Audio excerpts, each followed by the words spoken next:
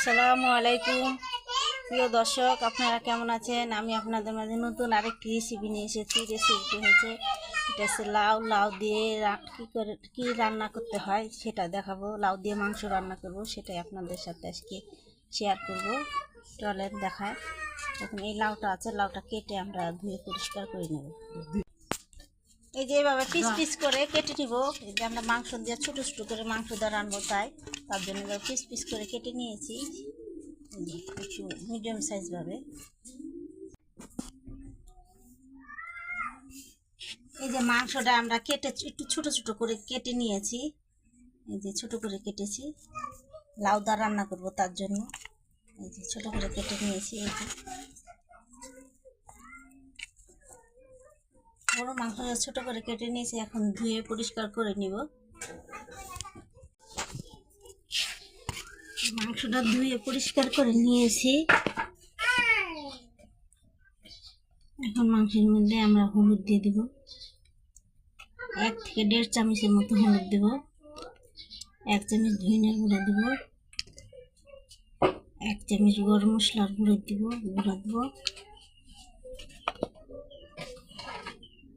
1 চামচ জিরার গুঁড়ি দিব, আর স্বাদ মতো লবণ দেব। লবণটা অল্প দিব, পরে দিব একটু বাকি অংশটুকু। আর তেজপাতা দিব, আর সাথে আমরা কাঁচামরিচ দেব। কাঁচামরিচ দিব, গুঁড়া মরিচ দিব না, শুকনো মরিচ দিব না।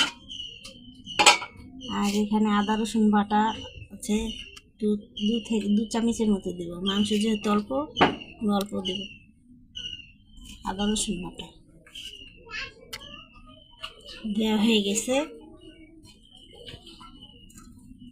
এখন কিছুটা পেঁয়াজ কুচি দেব।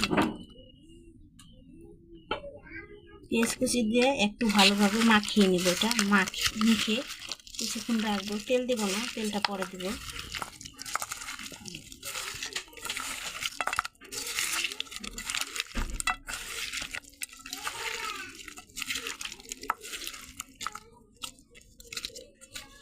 মাখানো শেষ আমার।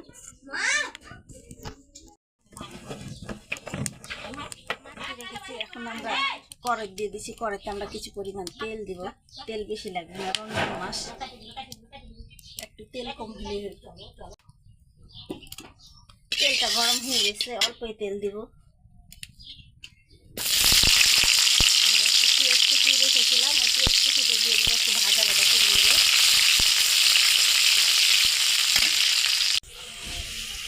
পেঁয়াজটা যে ভাজা হয়ে গেছে, কত সুন্দর কালার হয়েছে। এখন এই যে মাংসটা যে আমি সব মশলা দিয়ে মাখিয়ে রেখেছি, এই মাংসটা দিয়ে দিব। এখন নাড়াচাড়া দেবো,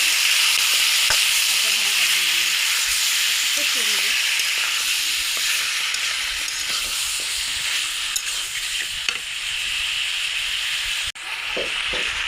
মাংসটা একটু ভাজা ভাজা হয়ে গেছে, দেখতে পাচ্ছি। এখন একটু পানি দিয়ে কষিয়ে নেব। এই যে এখন ঢাকা দিব, ঢাকা দিয়ে ভালো মতো কষিয়ে নেব এই মাংসটাকে। পরে আমরা লাউটা দিব। আর আমার ভিডিওটি যে যেখান থেকে দেখছেন তাদেরকে অসংখ্য অসংখ্য ধন্যবাদ। আর আমার ভিডিওটি ভালো লাগলে শুরু থেকে শেষ পর্যন্ত অবশ্যই দেখবেন। মাংসটা কত সুন্দর কষানো হয়ে গেছে, আর মশলা থেকে মাংস থেকে তেল ছেড়ে দিয়েছে, আর ভাজা ভাজা হয়ে গেছে। যে কত সুন্দর হয়েছে, আর কালারটা কত সুন্দর হয়েছে। আর এখানে যে লাউটা রেখেছি কেটে পরে ধুয়ে পরিষ্কার করে, এই লাউটা এখন দিয়ে দেবো।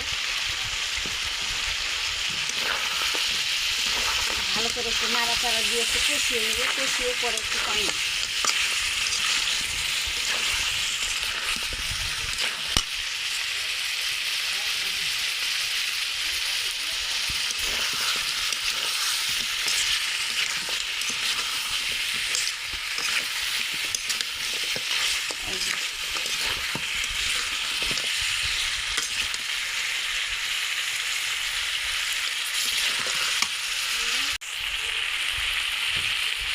এই যে লাউটা আর মাংসটা কষানো হয়ে গেছে, আমরা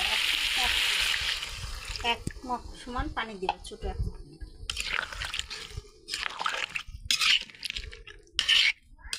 এখন ঢাকা দিয়ে দেবো।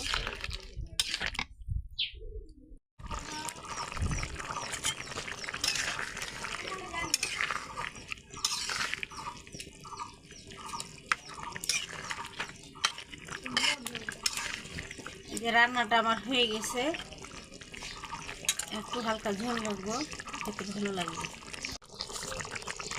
এই যে রান্না করা হয়ে গেছে, কত সুন্দর হয়েছে খেয়ে।